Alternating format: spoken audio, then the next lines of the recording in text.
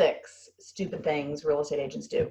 And that is to insist on buyer agency and loan approval prematurely.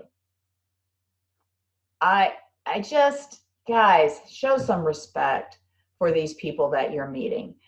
I mean, buyer agency and loan approval are two different things, but they are kind of joined at the hip, and that they're topics that real estate agents, when they're working with their buyers, they introduce into the conversation way too early, and they do it so they don't waste their time.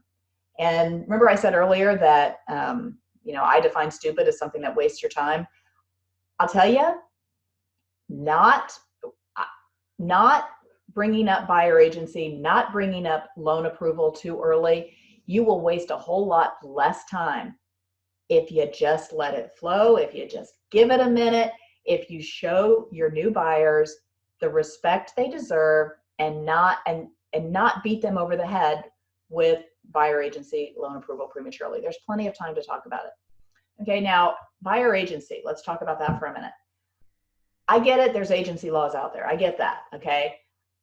And if your state is one of the ones I've heard of that the minute somebody walks into your office, you've got to have them sign a buyer agency agreement right there. I'm just still not sure I believe that. But if that's the case, I guess that's the case. But if not, let's get to know each other. Let's build a relationship. And I'll tell you, when a buyer meets with a real estate agent for the first time, what do you think they want to talk about? What do you think they're excited to talk about? If I took a Friday afternoon off to go meet with a real estate agent and they said, hey, why don't you come into my office and we'll talk about the process? And I'm excited. Oh, here I go bouncing. Do I want to go in and talk about buyer agency? No, I want to talk about houses. I want to talk about what's out there, and what can we go look at, and I want to get excited about the process. I want to get excited about this agent. And if all they want to talk to me about is, well, we have to sign a buyer agency so I don't waste my time, and you guarantee that I get paid, and then you're committed to me for the next 3 months and blah blah blah blah blah. I mean, that's not what I want to talk about. Let's talk about it at the right time. We don't have to talk about it this second. Let's build a relationship. There's a real estate agent on every corner. And so if you alienate this person right off the bat, there's plenty of other people for them to go talk to. I got a ton of business during my career because people told me I was the only agent they talked to who didn't badger them about buyer agency and loan approval. So loan approval. Again, let's have a conversation with the buyers. Let's talk about buying a house. The thing is, most buyers have a decent idea of what they're comfortable with, what they can afford.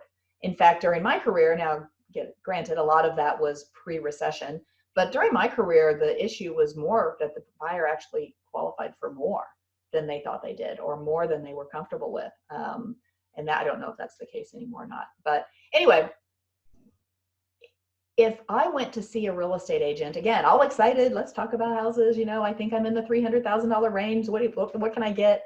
And then I got a lecture on, well, we're not going to go look at houses. We're not going to do anything until you've spoken with a lender and gotten pre-approved. That's a bummer. Okay. So if that real estate agent shoos me out the door and says, you go talk to a lender and come back and see me, guess what?